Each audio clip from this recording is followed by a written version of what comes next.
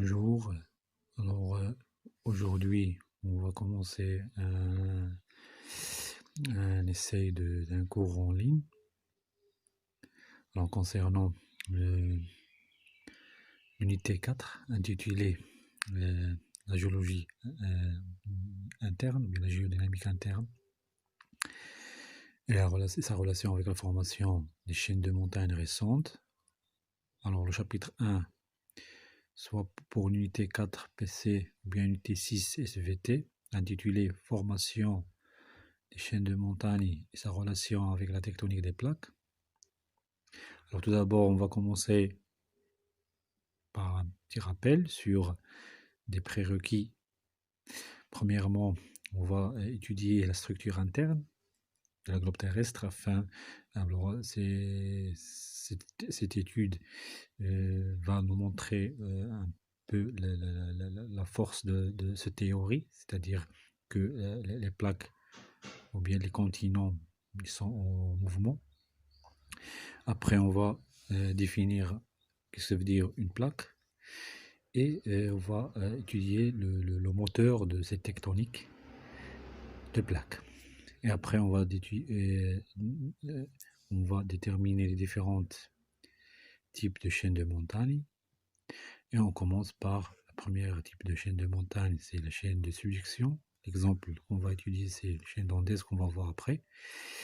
Après, on va tout d'abord définir le phénomène et après déterminer différents indices de ce phénomène et ainsi déterminer le type de chaîne de montagne.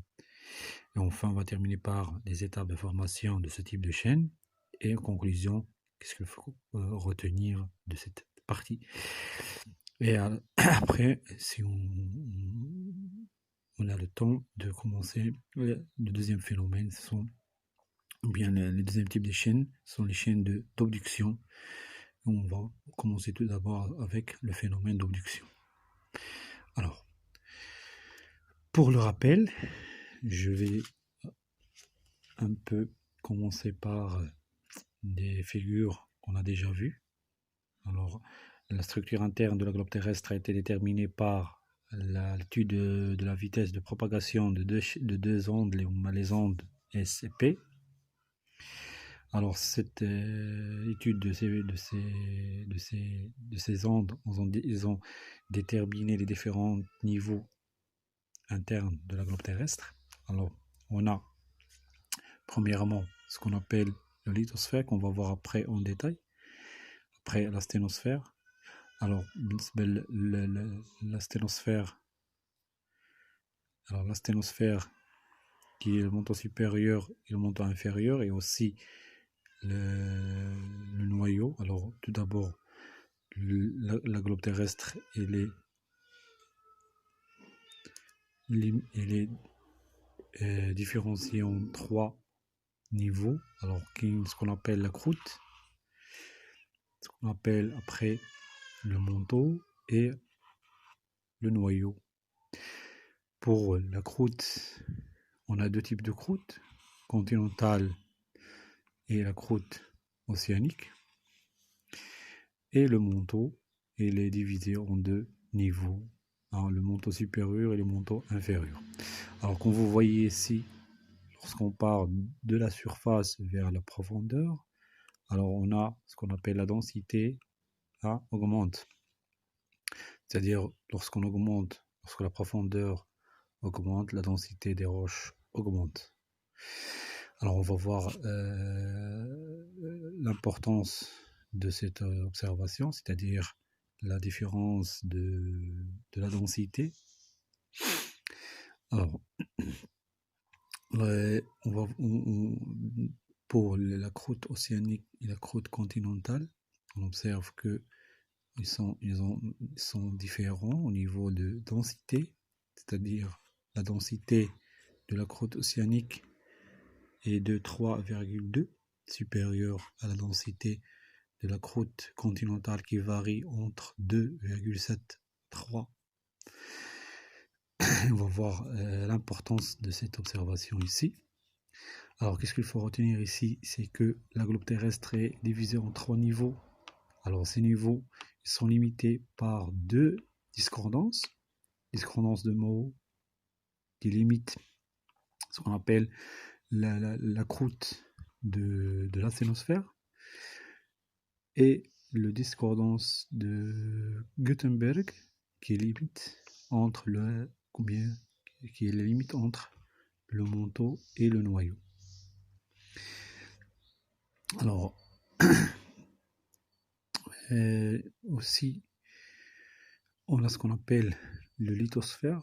Alors c'est quoi le lithosphère? C'est la partie rigide, c'est-à-dire ces deux parties sont rigides, alors que cette partie, c'est-à-dire la partie inférieure du manteau supérieur, elle est un peu ductile, ductile, ce qui fait qu'on a une partie solide sur une partie ductile, et ainsi cette partie solide, il peut bouger sur cette partie ductile. Il faut chercher à l'origine bien de la force nécessaire au mouvement, ou bien responsable au mouvement de cette partie solide. Alors cette partie solide est appelée lithosphère. Lithosphère sur l'asténosphère. Alors la lithosphère, ou bien le lithosphère, c'est la croûte et la partie supérieure du manteau supérieur.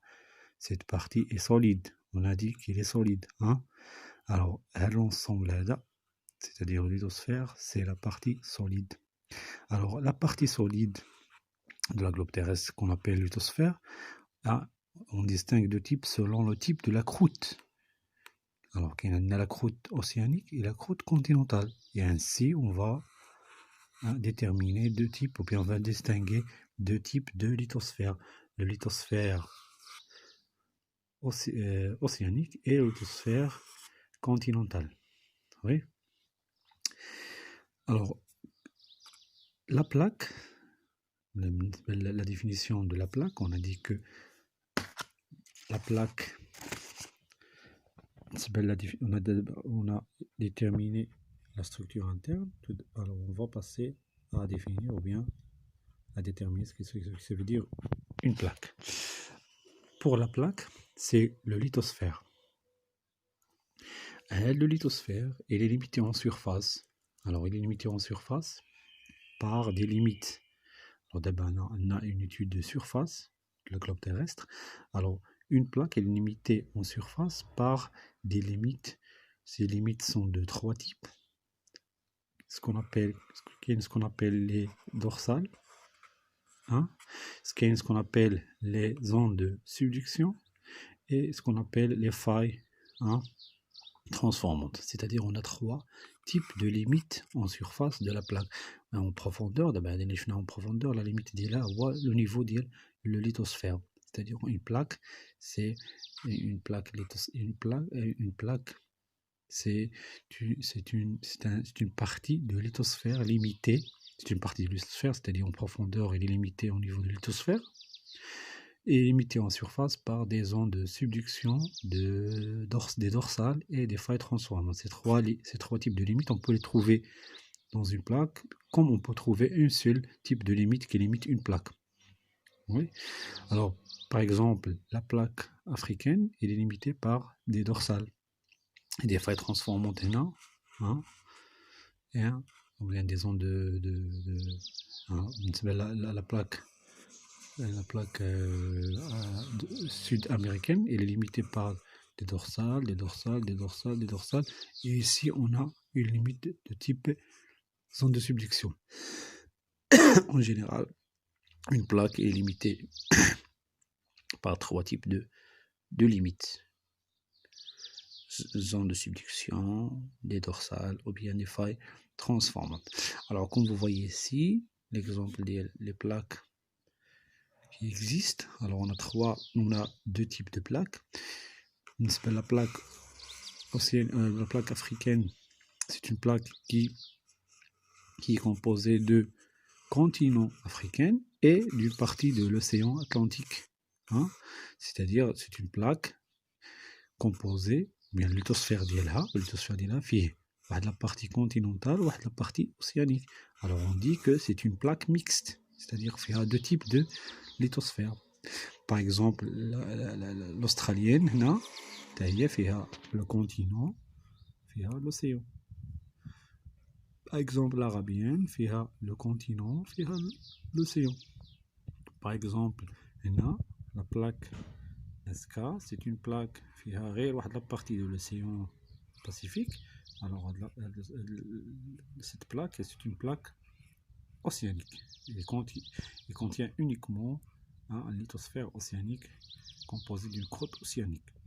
Ici, c'est une plaque, la plaque pacifique, c'est une plaque totalement océanique. Alors, en général, on distingue deux types de plaques. Plaque continentale océanique, ou bien des plaques mixtes, et aussi des plaques océaniques. Alors, on passe au troisième point, c'est-à-dire chercher le moteur de la tectonique des plaques.